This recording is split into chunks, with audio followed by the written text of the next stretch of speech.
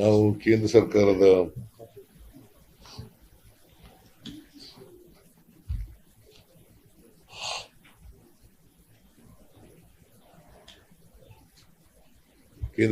ಜೊತೆ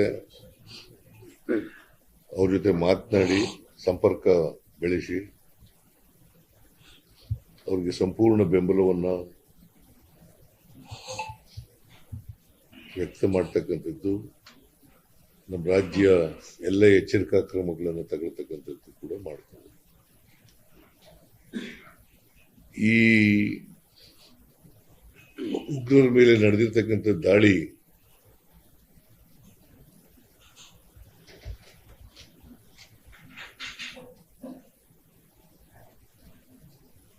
ಉಗ್ರರ ನೆಲೆ ಮೇಲೆ ನಡೆದಿರ್ತಕ್ಕಂಥ ದಾಳಿ ನಡೆದಿರೋದ್ರಿಂದ ನಾವು ರಾಯಚೂರಿನಲ್ಲಿ ಇವತ್ತು ಪ್ರತಿಭಟನಾ ರ್ಯಾಲಿ ಇಟ್ಟುಕೊಂಡಿದ್ದು. ಆ ರ್ಯಾಲಿಯನ್ನ ನಾವು ರದ್ದುಗೊಳಿಸಿದ್ದೇವೆ.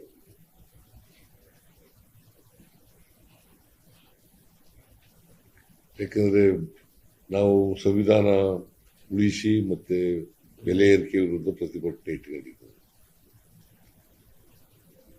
ಈ ಸಂದರ್ಭದಲ್ಲಿ ಕೇಂದ್ರ ಸರ್ಕಾರದ ನೀತಿ ವಿರುದ್ಧ ಪ್ರತಿಭಟನೆ ಮಾಡೋದು ಸಮಂಜಸ ಅಲ್ಲ ಅಂತ ಹೇಳಿ ನಾವು ಈ ಪ್ರತಿಭಟನಾ ರ್ಯಾಲಿಯನ್ನು ರದ್ದು ಮಾಡಿದ್ದೀವಿ.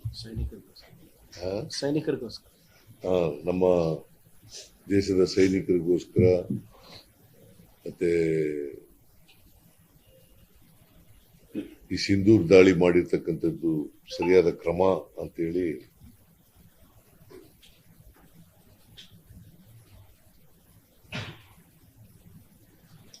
ರಾಯಚೂರು ರ್ಯಾಲಿಯನ್ನು ರದ್ದು ಮಾಡಿದ್ದೀವಿ.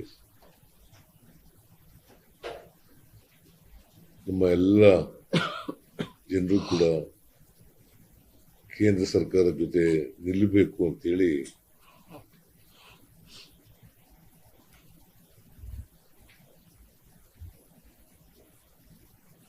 ನಾನು ನಮ್ಮೆಲ್ಲ ಜನರಿಗೆ, ಕರ್ನಾಟಕದ ಜನರಿಗೆ ಮನವಿ ಮಾಡಲಿಕ್ಕೆ ಬಯಸ್ತೇನೆ.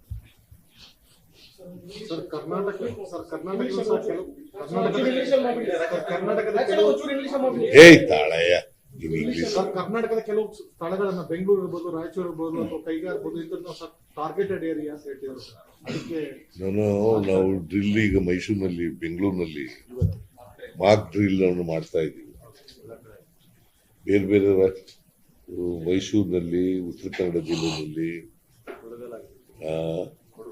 ಕೊಡಗಿನಲ್ಲಿ, ಕಾರವಾರದಲ್ಲಿ, ಅದೇ ಉತ್ತರ ಕನ್ನಡ ಜಿಲ್ಲೆ ರಾಯಚೂರಿನಲ್ಲಿ ಎಲ್ಲ ಕಡೆ ಮಾಡ್ತಾ ಇದ್ದೀವಿ. ಅಂದ್ರೆ ನಮ್ಮ ರಾಜ್ಯನ ಅಲರ್ಟ್ ಆಗಿ ಇಡಬೇಕು ಅನ್ನೋ ಕಾರಣಕ್ಕೋಸ್ಕರವಾಗಿ ಮಾಡ್ತಾ ಇದ್ದೀವಿ. ಕೇಂದ್ರ ಸರ್ಕಾರ ಸಾಫ್ಟ್ ಟಾರ್ಗೆಟೆಡ್ ಅಂತ ನಾವು ರಾಷ್ಟ್ರೀಯ ಭದ್ರತೆ ಬಹಳ ಮುಖ್ಯ. ರಾಷ್ಟ್ರೀಯ ಭದ್ರತೆ ಬಹಳ ಮುಖ್ಯ, ಅದರಲ್ಲಿ ಯಾವುದೇ ರಾಜಿ ಇಲ್ಲ.